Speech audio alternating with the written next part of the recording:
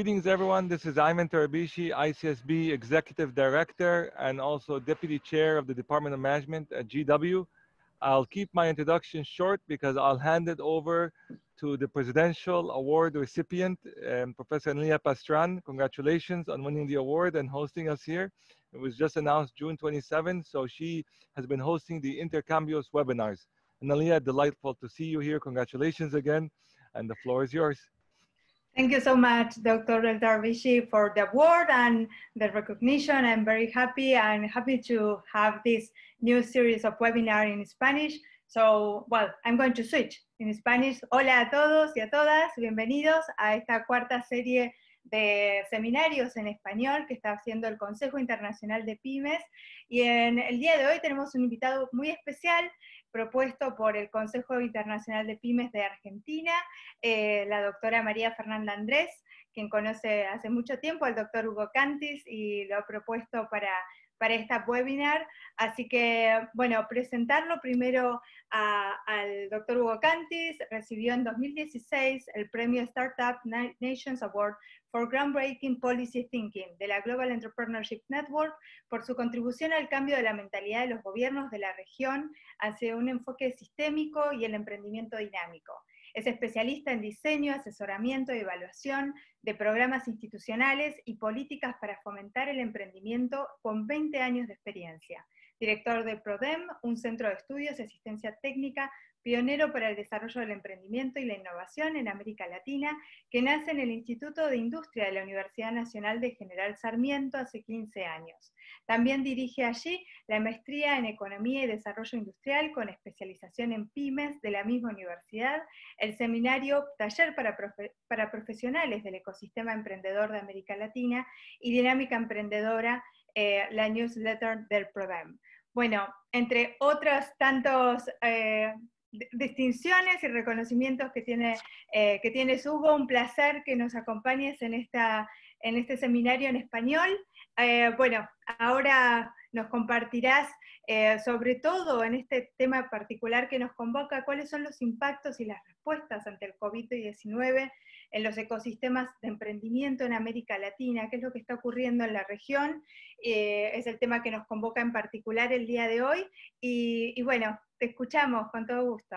Muchas gracias, Analia, un gusto, gracias a Ayman también, al ICSB por esta invitación, así que efectivamente vamos a compartir la pantalla, vamos a ver, siempre toma algún minutito que esto hasta que...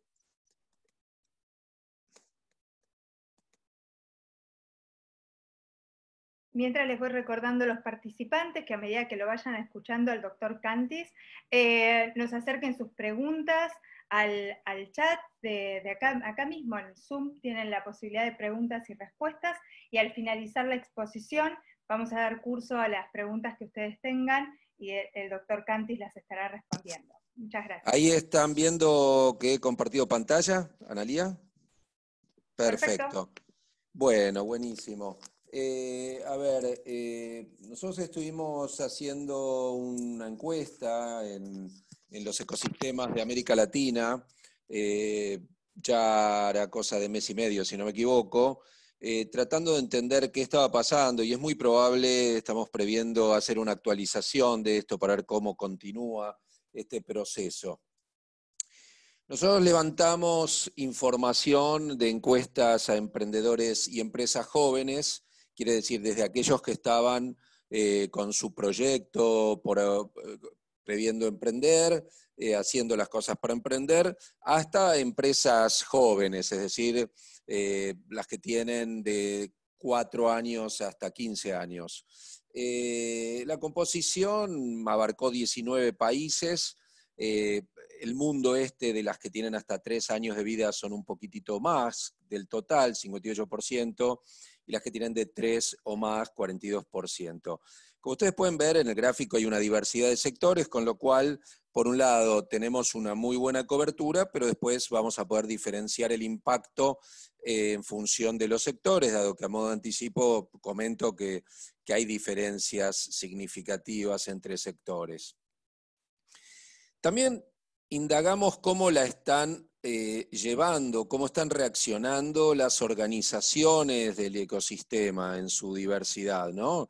Esto es las incubadoras, las aceleradoras, otras instituciones, los gobiernos, inversionistas, universidades, consultoras. Entonces tuvimos respuesta de más de 400 organizaciones. Y lo primero que hay que decir, comenzando por los emprendedores y las empresas jóvenes, es que el impacto es verdaderamente muy significativo.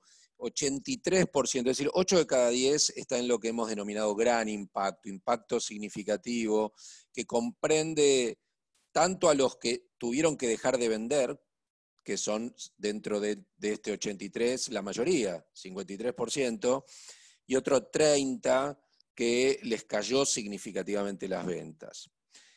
Otro tanto puede decirse en lo que respecta a la producción, con números ligeramente diferentes, y casi similares, casi idénticos en lo que respecta al flujo de fondos, que obviamente si se impactan las ventas, el flujo de fondos también va a sufrir. También hay que decir que de los que aún no habían arrancado, los que estaban en fase de proyecto, 50% se detuvieron, o sea, frenaron las actividades que estaban llevando adelante como para implementar su emprendimiento. Ahora, hasta acá hablamos de números, de negocios, y sabemos muy bien todos que detrás del emprendimiento está la gente, los emprendedores, los equipos emprendedores. Entonces, nos pareció muy interesante ver si además de lo que tiene que ver con el negocio en sí, qué pasaba con los equipos. Y ahí vemos que 2 de cada 3 equipos manifestaron que al menos uno de sus miembros estaba en un desánimo importante, o sea, estaba afectado anímicamente. Y en lo que respecta a cómo veían que la cosa seguía, efectivamente no se equivocaron cuando les consultamos, porque cuando veíamos si el próximo mes, y esto ya ocurrió, cómo veían la cosa, bueno, estaban pesimistas. Si bien no tenemos una medición hoy, lo cierto es que ese pesimismo, si la previsión de ellos se cumpliese, estaríamos en una situación de un impacto mayor. Siempre sabemos que los emprendedores tienen una capacidad de reconvertirse, de reaccionar, de sobrevivir, pero en ese momento el 59% nos dijo que podía aguantar hasta 2 meses y 30% hasta 1 mes. Entonces, la situación que nosotros captamos es verdaderamente muy, muy complicada. A modo de respuestas, lo primero que uno dice es, bueno, por ahí el teletrabajo es una primera reacción que hay que considerar, y ahí lo que vemos es que poco más de 1/3 había implementado el teletrabajo, cosa que pensamos inicialmente que iba a ser mayor. ¿Por qué no es mayor? O inclusive aquellos que lo han implementado, ¿con qué dificultades se encuentran? ¿Por qué estos avances estaban siendo tan parciales? Bueno, en primer lugar porque manifestaron que las tareas, los sistemas no estaban pensados para el teletrabajo. No es algo que uno aprieta un botón y ya está. Hay que revisar cómo está organizado los procesos, los sistemas. Por el otro lado, los emprendedores en sus hogares están también afectados por las preocupaciones, los compromisos, problemas de espacio para trabajar y mudar su actividad ahí, y manifestaron que su concentración se veía bastante afectada. A ello sumándole que, bueno, que muchos tienen limitaciones de acceso a una internet de alta calidad.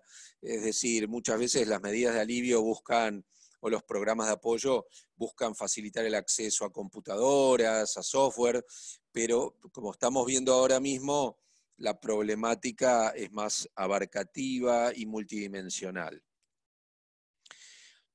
Respuestas defensivas en general, y ahí siempre el tema del financiamiento es clave y el de los recursos humanos también.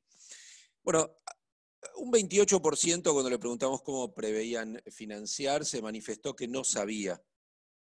Y 1/3 que, bueno, preveía postergar impuestos, el pago de impuestos, de servicios, como para poder sobrevivir.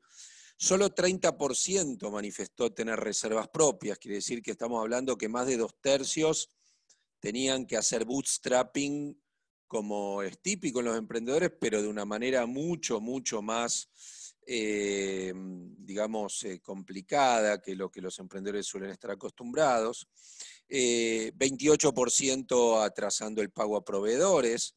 Fíjense que solo uno de cada 4, 26% en realidad, para ser más precisos, preveía que iba a poder tener un crédito bancario.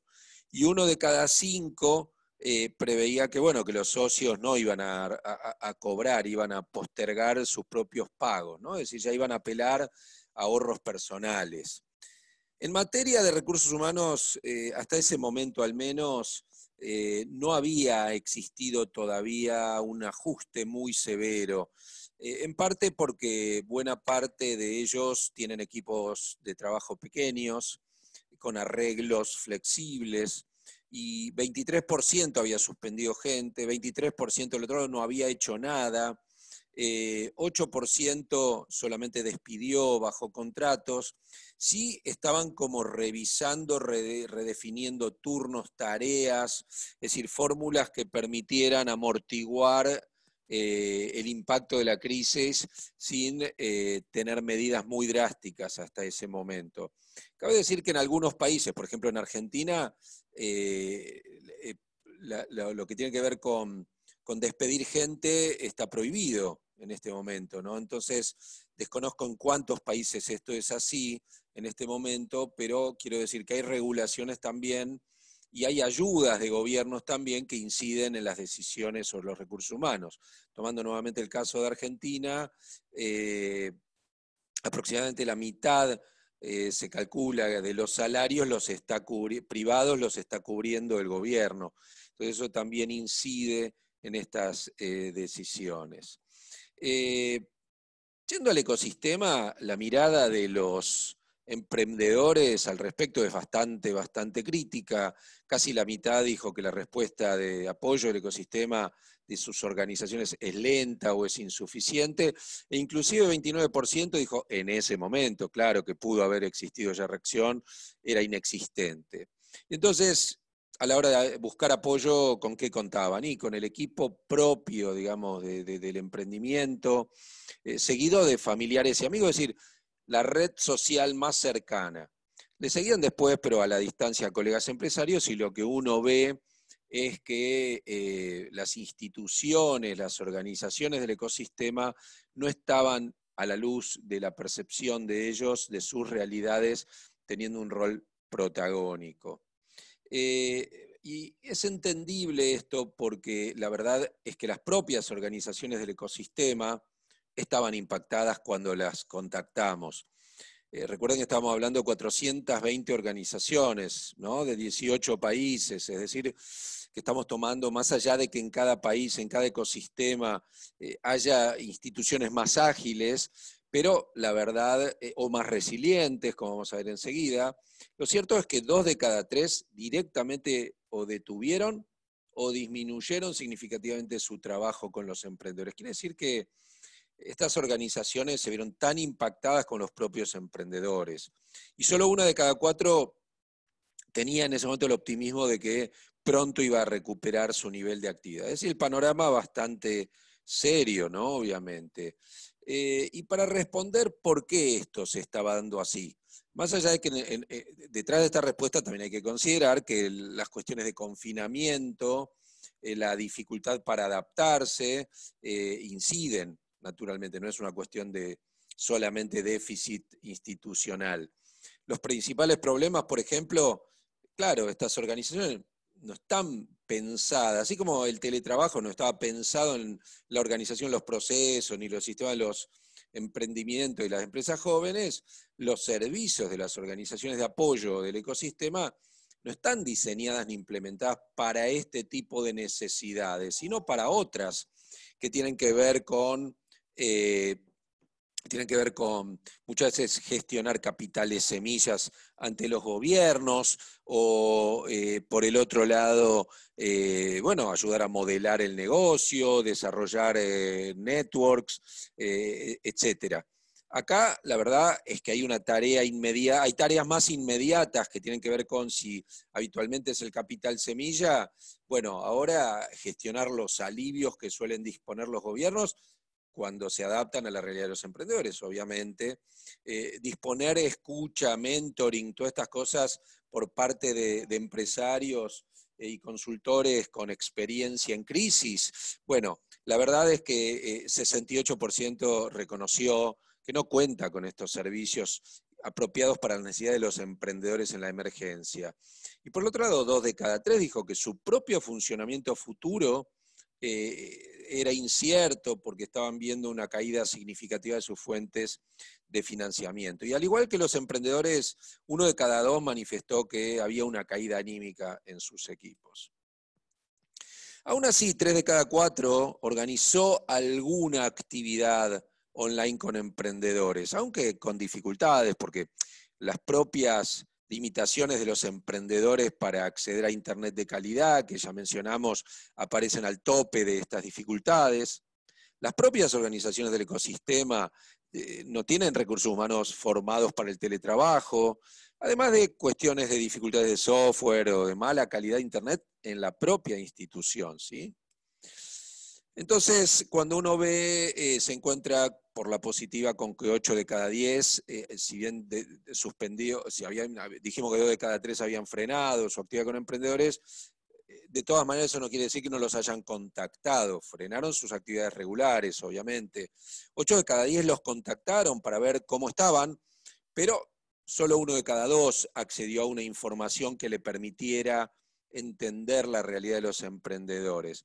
Y las actividades que implementaron son actividades online, más tradicionales, si se quieren, como cursos, webinars, charlas, y muy pocos, como les decía, pudieron avanzar hacia acompañamiento, mentorías o apoyo en la gestión de los alivios que disponen los gobiernos.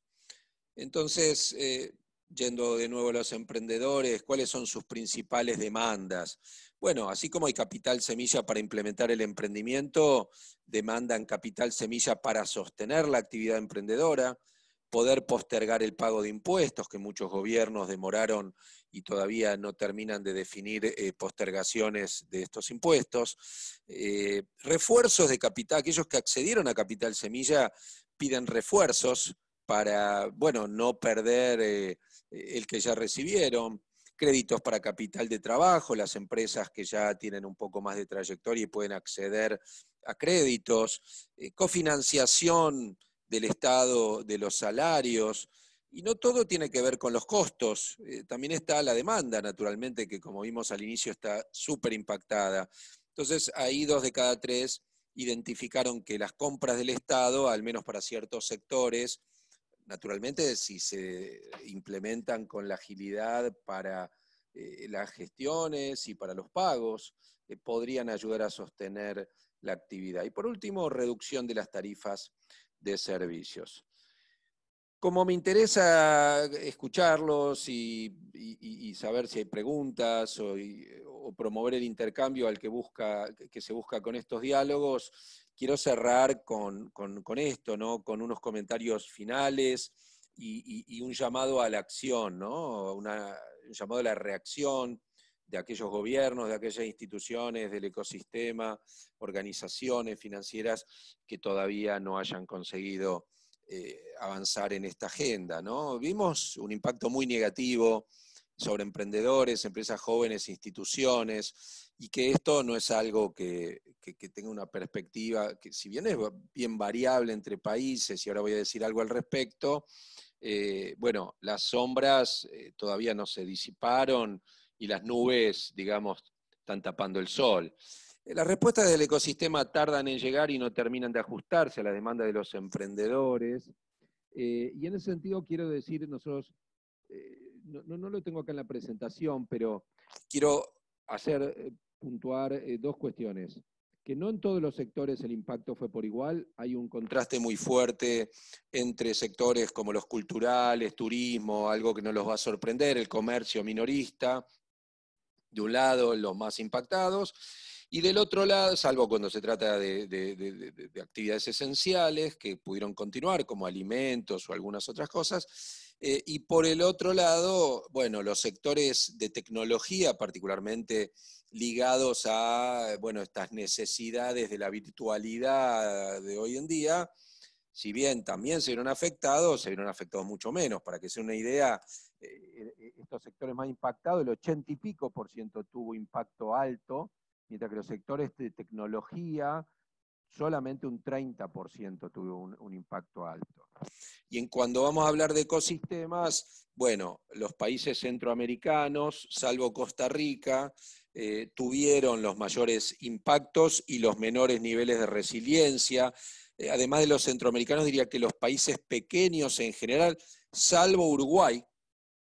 Uruguay es el ecosistema donde el impacto ha sido menor y donde la capacidad de respuesta, de adaptación de servicios, de contar con servicios apropiados para la emergencia ha sido mayor. Compartiendo este lugar, aunque un poco menor medida, Chile, que naturalmente el impacto de la pandemia es muy diferente en Uruguay que en Chile, esto hay que tenerlo en consideración. Pero si uno quiere ver los ecosistemas que mejor respondieron, tiene que naturalmente considerar a estos tres, ¿no? Uruguay y Chile, y también en su flexibilidad para adaptar servicios, Costa Rica. Así que el resto, en particular, bueno, hace falta actuar rápidamente para que los emprendedores y el ecosistema sean parte de la solución y de la salida de la crisis. Sabemos que los emprendedores y las empresas jóvenes suelen, después de las crisis económicas, ser unos motores de recuperación fenomenales, pero eso siempre y cuando no se dañen estos motores como estaría ocurriendo. Y ahí los gobiernos tienen un rol muy fuerte que jugar. ¿Por qué? Porque prestan particular atención a que sobrevivan las pymes o las empresas consolidadas, y muchas veces esas medidas a veces no son efectivas ni para las propias pymes, porque por ejemplo el sistema bancario, que es el puente para el acceso a financiamiento en condiciones preferenciales, vemos que en muchos países no está funcionando de una manera tan efectiva como debería ser o tan eficiente. Y cuando estamos hablando de emprendedores sin trayectoria, naturalmente que esos canales no son los más apropiados. Entonces el foco de atención, ya ahora sí para terminar, no solo deben ser las empresas, los emprendedores, sino las mismas personas que están detrás de esto, como decíamos antes, y las instituciones del ecosistema, que podrían bien ser un puente de gestión de llegada con alivios. ¿Para qué? Bueno, para preservar el capital humano y organizacional de emprendimientos y empresas jóvenes, para que, como recién decía, pueda este motor ayudar a una recuperación más ágil a la salida de la crisis. Así que por mi parte era esto lo que quería compartir, no quiero extenderme más. Y bueno, Analía, dejo nuevamente en tus manos continuar con la dinámica que está prevista. Bueno, Hugo, la verdad, una presentación y un panorama bastante claro, con cifras muy concretas que ilustran lo que está viviendo la región con respecto a los impactos de esta pandemia.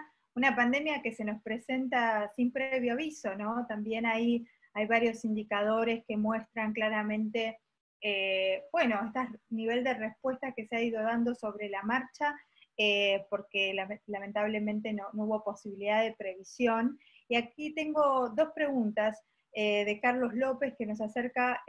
La primera es, ¿estos emprendedores qué tipo de productos generaron y a qué segmento de mercado, nacional o internacional? Si quieren, después te hago las otras, sí. O hacer las otras y después Okay. tomamos como prefieran, no sé, como quieran ustedes. Ok, bueno, luego pregunta, ¿cómo observa usted el futuro de trabajo en estos ecosistemas y el trabajo del futuro? Y por otro lado, ¿qué porcentaje de estos emprendedores están bajo el esquema de startup? ¿El esquema de startup, dijiste? Sí. A ver, vamos por partes. Los sectores vimos en una de las primeras, no podría decir productos, sí, al principio vimos que había una diversidad muy amplia de sectores. Nosotros no preguntamos cuáles eran los productos, quisimos la realidad en medio de la crisis, llegar a los emprendedores, pero no quisimos abusar en cuanto a detalles de preguntas y bueno, la verdad que con 2000, casi 2.300 respuestas, entrar en niveles de detalle de productos, además procesarlo hubiera sido bastante laborioso y nos interesaba salir muy rápido con las respuestas para que los gobiernos y los ecosistemas puedan reaccionar y, bueno, acudir en el apoyo de los emprendedores. Lo que tiene que ver con exportación, la minoría es la que exporta, la mayor parte de los emprendimientos son emprendimientos que se dedican a mercados internos. Hay un segmento que podríamos catalogar como que ha conseguido en los últimos 3 años tener un mejor desempeño a la luz de que teniendo una corta vida tienen un tamaño mayor, siguiendo clasificaciones convencionales en la materia, y debo decir también que ellos son los que tienen un menor impacto, así como los tecnológicos, los que podríamos asimilar a lo que nosotros conceptualizamos como que vienen siendo más dinámicos, porque tienen una corta vida y ya han superado el umbral o el techo de la microempresa, esos posiblemente porque esa performance previa les da mayores espalda y también seguramente si fueron previamente más dinámicos es porque tienen mayores capacidades, ellos están sufriendo un poco menos, pero cuando decimos un poco menos estamos diciendo cuestiones de magnitud, no de direccionalidad. Y la otra pregunta era la que tenía que ver, bueno, hay una que contesto más rápido, que es la de condición de startup, si es que estoy entendiendo bien, porque ahí hay cuestiones definicionales de qué entendemos por startup, y si vamos a la definición de Steve Blank es una cosa, y si vamos a la literatura más amplia de entrepreneurship, donde venimos hablando de startup, mucho antes, desde que Steve Blank acuñara esa definición, va a cambiar la respuesta que yo pueda dar. Entonces ahí, si ustedes quieren aclarar la definición no tengo problema, y si no, bueno, quedará para otra instancia. Después Ahí le está... invitamos a Carlos que si nos quieres aclarar acerca a qué te refieres más concretamente, con todo gusto respondemos, sí. Ahora cuando escriba. Por otra parte, ¿cómo observa el futuro de trabajo en estos ecosistemas y el trabajo del futuro? A ver, si entiendo bien la pregunta, si lo que quiere decir es si los ecosistemas de emprendimiento van a contribuir a la generación de empleo, si es esta la pregunta, yo creo que confío en que sí. Confío en que va a haber mucho reemprendimiento en la medida en que los gobiernos dispongan facilidades para el reemprendimiento y apoyos para el reemprendimiento. A ver, si bien una crisis de esta naturaleza es inédita, porque ni la crisis de 2008-2009 tiene estas características, posiblemente haya que remontarse hacia la crisis del 30 para verlo, pero no tenemos estadísticas de emprendimiento tan lejanas. A ver, podría basarme, o sea, si uno va a la crisis del 2008-2009, sabemos que hubo un periodo inicial donde al emprendimiento le costó reaccionar en Estados Unidos, por ejemplo, y hay estadísticas al respecto. Pero también hay evidencias posteriores de que el grueso del empleo neto que se crea vuelve a estar en manos de los emprendedores, las empresas jóvenes y las pymes. Hay estudios en ambos sentidos. Entonces yo creo que eso va a ocurrir y el reemprendimiento va a ser muy importante y también va a ser muy importante la aceleración que ya estamos viendo en lo que tiene que ver con la transformación digital y el cambio tecnológico. ¿Por qué? Porque estos segmentos de emprendimientos, de startups, ya hoy en América Latina y en general, son vehículos muy importantes para la transformación digital y el cambio tecnológico. Entonces, va a haber dinamización de los puestos de trabajo que se generen en este tipo de empresas, sin lugar a duda. Va a haber otros que van a ser perdedores, muy probablemente. El sector de turismo, cuando uno lee las declaraciones del fundador de Airbnb, bueno, ya ahí uno ve que va a haber mucha pérdida más que ganancia. Pero la realidad es que yo creo que todavía va a haber un saldo neto positivo, pero va a haber un recambio importante en la composición de los sectores que generan empleo. Y esto va a depender, como decía, de las medidas que tomen los gobiernos, y va a depender también de los países, porque los distintos ecosistemas están en un punto de partida diferente, inclusive para aprovechar las oportunidades que se van a generar para los emprendimientos de estos perfiles tecnológicos. Entonces, dependiendo de cómo consigan, desde qué punto de partida y desde qué accionar de gobiernos y organización del ecosistema, digo, ahí va a depender de eso las posibilidades de generar puestos de trabajo. Y el futuro del trabajo, yo no soy un especialista en mercado de trabajo, con lo cual yo ahí creo que yo digo, no voy a dejar de compartir con ustedes como cualquiera, pero sin ninguna opinión calificada. Yo creo que el futuro del trabajo en el mundo que se viene va a verse muy afectado porque si bien es cierto, en estos nuevos sectores va a haber nuevo trabajo, ya esta es una discusión que viene de antes, pero se va a acelerar el cambio tecnológico sin lugar a duda y eso va a implicar, por un lado, nuevos puestos de trabajo, pero por el otro lado va a haber desplazamiento en sectores tradicionales y bueno, estas discusiones en torno a la velocidad de la recuperación de la economía, si es una B corta, una U, una L, una M. Ya hemos visto buena parte de las letras del abecedario y hay mucha especulación. Y hoy mismo estaba leyendo un artículo de si Europa va a poder recuperarse más rápido que Estados Unidos, a diferencia de la crisis del 2008-2009, por distintas razones. Lo cierto es que todavía no sabemos.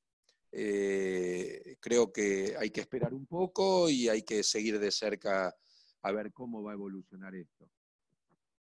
Bien, ahí hay una pregunta que le hacen que en parte ya la he ido respondiendo. ¿Cómo observa el sector del emprendimiento en las tecnologías de la información y desarrollo de software en América Latina? Y a eso se refería un poco más con respecto a las startups en el esquema más de las TICs. Claro, bueno, a mí me parece que volvería sobre lo que dije antes, ¿no? O sea, las startups en el sentido de empresas tecnológicas escalables, la definición de Steve Blank, son el segmento que hasta el momento que hicimos la encuesta había sufrido menos, aun cuando hay segmentos que sufren, y creo que ahí hay muchas más oportunidades y bueno, eso un poco a modo de respuesta. Perfecto. Bueno, también nos llega una pregunta de Claudia D'Annunzio. ¿Cómo estima que se puede actuar en un plan de contingencia frente a las debilidades existentes, en particular en lo que refiere a capacidades institucionales para hacer frente a esta crisis? Y la pregunta es específicamente a la Argentina.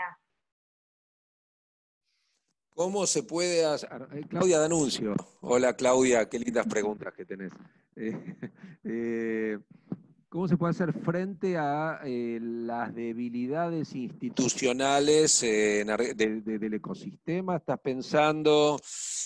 Bueno, yo creo que en un plan de contingencia de un gobierno, ya sea nacional, provincial, del nivel que pueda, en primer lugar, creo que hay que establecer, bueno, la realidad, a ver, para Claudia que sabe, hace cosa de cuánto, 10 días estuve conversando con la subsecretaria de Emprendedores, con Mariela Balbo, sobre estos temas, dándole mi opinión, digamos, y bueno, instando a que lo primero que hay que hacer es estar cerca y ver la realidad concreta, hoy las tecnologías por vía remota es muy fácil hacerlo aun cuando haya limitaciones.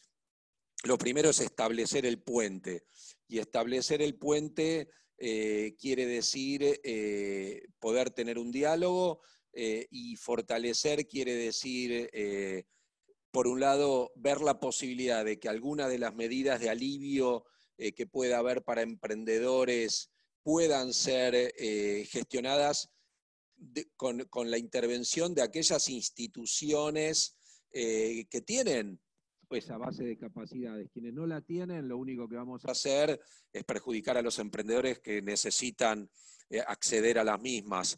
Y hace falta un plan de fortalecimiento, o sea, las propias instituciones pueden ser, a ver, cuando decimos fortalecer capacidades, yo ahí incluyo un concepto amplio en el sentido de capacidad de respuesta también, como capacidad institucional. Y si uno sigue, por ejemplo, la clasificación de McKinsey de las etapas de respuesta ante la crisis, la primera es resistir, y entonces creo que lo primero que hay que hacer es ayudarlas a resistir. Y en ese sentido, si hablamos de Argentina, yo voy a decir algo que posiblemente no sea simpático, porque creo que en Argentina, Argentina tenía desde antes de la crisis una necesidad de definir qué plataforma institucional tiene, con toda la diversidad que se puede, por supuesto, admitir, pero a la hora de apoyar desde la política pública, creo que ha habido largos años con gobiernos de los distintos colores, ¿no? Donde no hubo una definición clara sobre cuál es la plataforma institucional requerida, ni cómo fortalecerla del todo. Ha habido mucha diversidad y se ha catalogado como incubadoras a quienes lo son, pero también a quienes no lo son. Entonces yo creo que hay que primero ayudar a la resistencia, y la resistencia institucional puede tener que ver con ver cuestiones de caja. Resistir en primer lugar es cuestiones de caja, en segundo lugar es colaboradores, hay muchas instituciones que están con dificultades de pagarle a su gente. Entonces, ver qué es lo que se puede hacer como para que esta resistencia ocurra. Y por el otro lado, si vamos a hablar de inyectar recursos, naturalmente ahí sería muy selectivo porque estamos en un contexto donde los recursos escasean significativamente. El gobierno lanzó un programa de redes de emprendimiento, en primer lugar a nivel de... Ahí te escuchamos muy bajito, Hugo. A ver, ahí ahora, con el audio. A ver ahí. ahora. Ahora Sí, sí, un poquito mejor. el gobierno lanzó un programa de redes que seguramente, Claudia, vos debes conocer mejor que yo, todavía no lo he visto en detalle o está arrancando. Posiblemente ese sea un canal con el gobierno, que el gobierno está buscando en esta lógica de plataformas que se eviten duplicaciones, que las organizaciones colaboren. Todavía no sé cómo exactamente va a funcionar, pero esos canales seguramente van a recibir recursos para que puedan trabajar con los emprendedores. Y eso habrá que ver, pero puede ser una vía. Ahí también creo que respondes un poco la otra pregunta, ¿cuáles pudieran ser las razones para que Uruguay se moviera tan rápido, ¿no? Un poco la antítesis de lo que podría ser el caso argentino, ¿no? Ahí creo que hay una combinación de cosas. Creo que hay cuestiones más estructurales de Uruguay. Creo que hay una, pero eso sin quitarle ningún mérito a los uruguayos. Creo que por un lado la cuarentena, y yo no voy a en este sentido criticar las cuarentenas ni nada, ni los confinamientos, cada país, sus gobiernos saben cuál es su situación y la verdad que son decisiones muy complejas, difíciles. Pero quiero decir, entiendo que las restricciones en Uruguay han sido menores, la estrategia fue diferente. E insisto, no es que estoy diciendo que una estrategia es mejor que la otra, pero es una restricción más fuerte complica más que una restricción más liviana. Pero por el otro lado, Uruguay parte de un ecosistema que está entre los que dentro de inclusive nuestro índice de condiciones sistémicas, en lo que tiene que ver en particular con política de emprendimiento, está entre las que más activa está. La Agencia Nacional de Investigación e Innovación, la Agencia Nacional para el Desarrollo Económico, con sus programas de emprendimiento, se han preocupado por estar muy cerca de los emprendimientos y de las instituciones, y por el otro lado rápidamente han continuado con sus programas por la vía remota, no han discontinuado programas. Entonces, ahí de alguna manera creo que los ecosistemas pueden responder también en función de sus fortalezas preexistentes, ¿no? Si uno toma una perspectiva evolucionista del ecosistema, el sendero previo, la trayectoria previa y hasta dónde se ha llegado, naturalmente que quienes tienen mayores fortalezas tienen más capacidades también para responder. No es sorpresivo que Uruguay, Chile, Costa Rica. Entonces, la verdad es que más allá de algunas cuestiones como lo que decía, la severidad del confinamiento, estas cosas, la respuesta de los gobiernos, las capacidades institucionales previas, todas estas cosas ayudan a entender esto. Bueno, ahí hemos tenido varias preguntas y comentarios. La verdad que sin duda esta crisis se nos presenta, y cuando trazó este paralelismo con la crisis del 30, claro, no estaba ni el fenómeno de la globalización ni las nuevas tecnologías, tal vez como posibles respuestas también, ¿no? Para esta salida a la crisis. Y en eso también se hace difícil poder trazar algún paralelismo histórico que nos dé respuestas o herramientas para este contexto. Y ahí también está la dificultad de los gobiernos, aquellos que ya venían con crisis económicas, donde se les presenta a su vez la pandemia y donde no tienen los mecanismos institucionales y muchas veces ni los educativos, ni las instituciones educativas de los países preparados para ello. Me gustaría volver un poco a las recomendaciones, Hugo, lo que ve como posibles propuestas o salidas para aquellos emprendedores y emprendedoras que nos están escuchando y que tal vez necesitan ese tipo de recomendaciones, de qué manera, más allá de la observación, porque hoy más que nunca no podemos descartar nada, ningún escenario, pero de qué manera todos estos emprendedores y este ecosistema emprendedor de la región puede de alguna manera tener alguna respuesta, si hay alguna región del mundo que usted esté observando que está liderando un poco más estos temas y que puede echar luz también a este escenario. Sí, yo creo que, a ver, no es fácil dar recomendaciones en este contexto, ¿no? Creo en ese sentido, más que llamarlas recomendaciones. De hecho, en el algo que no dije, estos resultados de esta encuesta están en un estudio que, dado que esto lo hicimos con el Banco Interamericano de Desarrollo, hicimos una publicación conjunta, Prodem y el BID, y concluimos, sí, con recomendaciones que ustedes pueden acceder fácilmente. Ahí estamos planteando la necesidad de que los gobiernos incluyan en sus políticas de alivio a los emprendedores y las empresas jóvenes y refuerzos de capital semilla, pero no solamente por entregar un subsidio de salvataje, sino acompañado de mentorías de gente experimentada en manejo de crisis, que ayuden por el otro lado a repensar cómo va a ser el negocio. O sea, este es un momento donde si el equipo emprendedor tiene 2 o 3 personas, lo ideal sería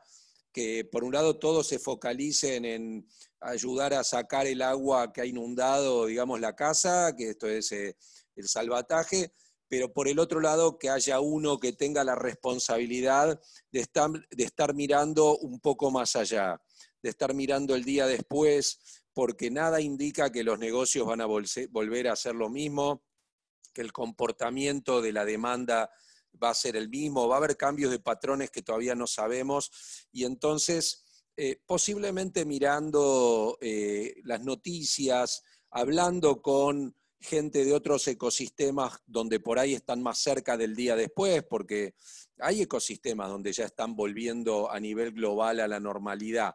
Entonces, conversar con ellos, ver qué quiere decir esa nueva normalidad, aun cuando todavía es preliminar y precaria, Eso me parece que puede servir.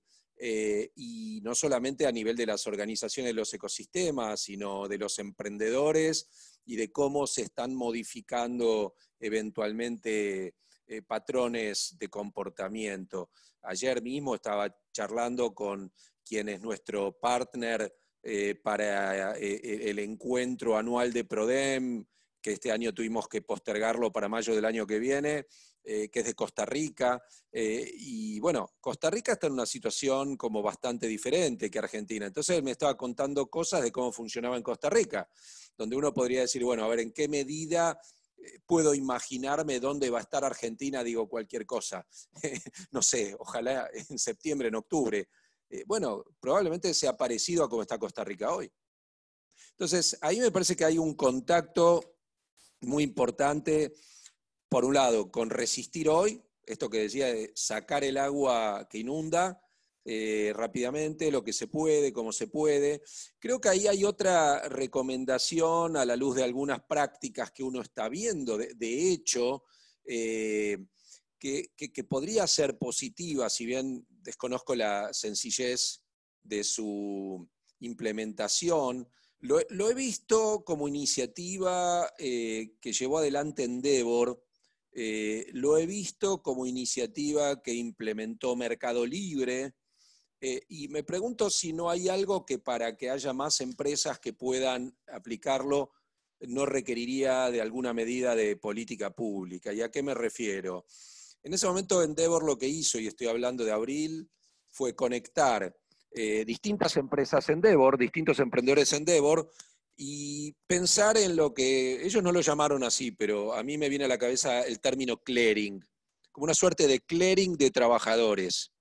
¿Qué es un clearing de trabajadores? De un lado hay un emprendedor, una empresa, que no sabe cómo hacer con los empleados que tiene y no los quiere perder o no los puede despedir. Cualquiera de las dos razones es suficiente como para pensar, no habrá otra empresa que los esté necesitando. Entonces, si bien los que están necesitando son una pequeña minoría, pero en el caso concreto de Endeavor, buscó hacerlo entre sus emprendedores y Mercado Libre concretamente, en forma temporaria, le tomó gente que trabaja en una cadena de tiendas de comidas, que seguramente están con el delivery nada más entregando, pero bueno, todo lo que tiene que ver con los mozos tenía el problema. Y para atención al cliente, Mercado Libre necesitaba más gente, porque sus operaciones se multiplicaron enormemente. Bueno, temporariamente fue como un préstamo de gente. Entonces los sueldos los pasa a pagar en las obligaciones, las pasa a pagar Mercado Libre. Y bueno, esa flexibilidad beneficia absolutamente a todas las partes. ¿Por qué? Porque en el caso de Argentina, concretamente, Le Pen Quotidien, que es la cadena de tiendas, le deja de tener que pagar, los trabajadores se benefician, el gobierno que se hace cargo de subsidiar la mitad de los salarios en la medida en que los termina pagando, no sé cómo es este caso, si termina pagando y Mercado Libre paga la mitad, hay que ver cómo es el acuerdo, no importa, pero lo que voy es que por el lado de las dotaciones, o sea, las cuestiones clave, ¿cuáles son? Son tres. Son para resistir financiamiento y la gente, los recursos humanos, y para recibir oxígeno, la demanda. Entonces, no hay mucho más que eso. Ahora, para que eso es lo que hace el negocio. Mientras tanto, todo eso está entornado por el acompañamiento que pueda dar un mentor para repensarse. Bueno, va por ahí, no sé, tiré un montón de cosas desordenadas, no sé si del montón fue tan montón, ni si tampoco aporta demasiado, pero es mi... En el estudio este que publicamos con el BID pusimos más cosas y sería demasiado largo por ahí. Bueno, ese informe sería muy interesante que después lo podamos compartir a través del consejo, no? a todos los espectadores que hoy nos están siguiendo, las personas que también luego nos van a escuchar a través de YouTube cuando este video se suba, así que creo que sería un informe muy, muy interesante para todos los que quieren profundizar más en estos aspectos que el doctor Hugo Cantis nos ha estado mencionando. Ahí le mandan saludos desde Puerto Rico, Gisela Carrero, y bueno, hay varios mensajes de gente amiga que lo sigue y que se conocen, así que es muy lindo recibir esos comentarios. Sin duda hay un nuevo rol del Estado también en términos de política pública, qué tipo de presencia con respecto a este tema, sobre todo en la región también se presenta como interrogante, aquellos que van a dar respuesta o no, o prefieren todavía no intervenir tanto en estos temas.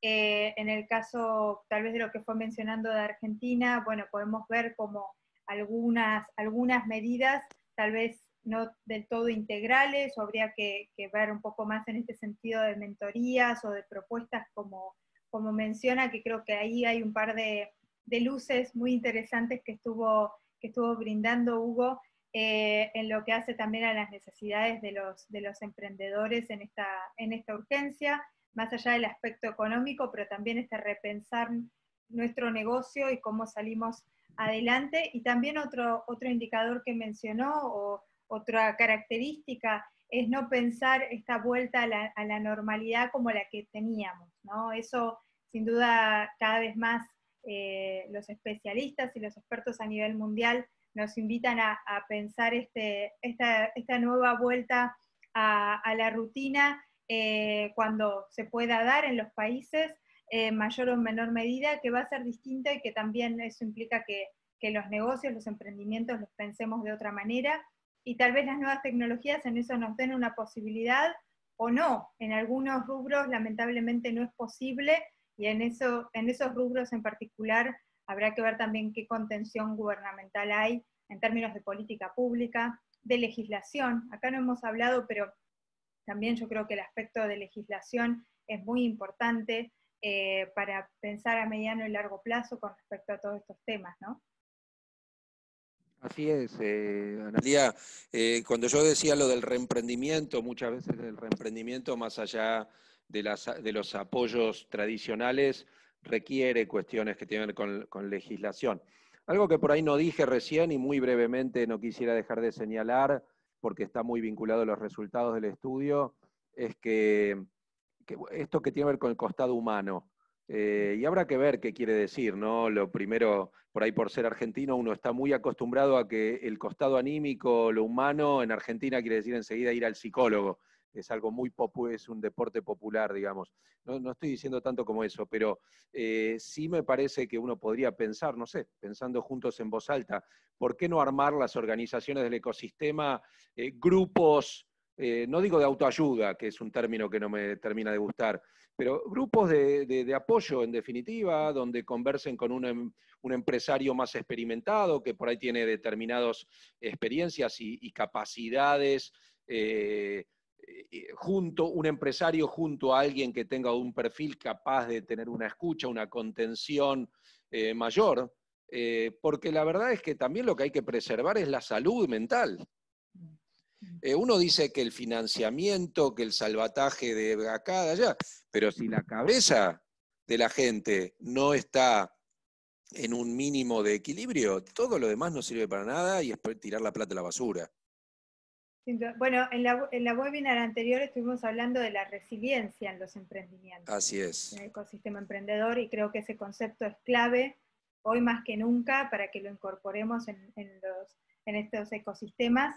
Y sin duda este tipo de dinámicas, ojalá que algunas universidades o entidades gubernamentales que abordan estos temas escuchen estas propuestas o puedan implementar alguna de estas acciones, porque sin duda hay también una solidaridad distinta, que eso me parece maravilloso remarcar también en estos tiempos, y yo lo quiero ejemplificar hasta al principio, cuando empezó la pandemia, que las personas no sabían usar Zoom y rápidamente se whatsappeaban y decían, ¿cómo uso? Y otro amigo le decía, mira, te lo bajás, 2, 3 tips vía WhatsApp, te ayudaban a instalarlo, y esa sinergia que se ha ido dando en términos de solidaridad, yo creo que esta pandemia nos la ha propuesto de alguna manera. La humanidad también se ha solidarizado o ha incorporado más este aspecto de compartir conocimiento, que el conocimiento no es solamente nuestro o egoísta, sino que al contrario, es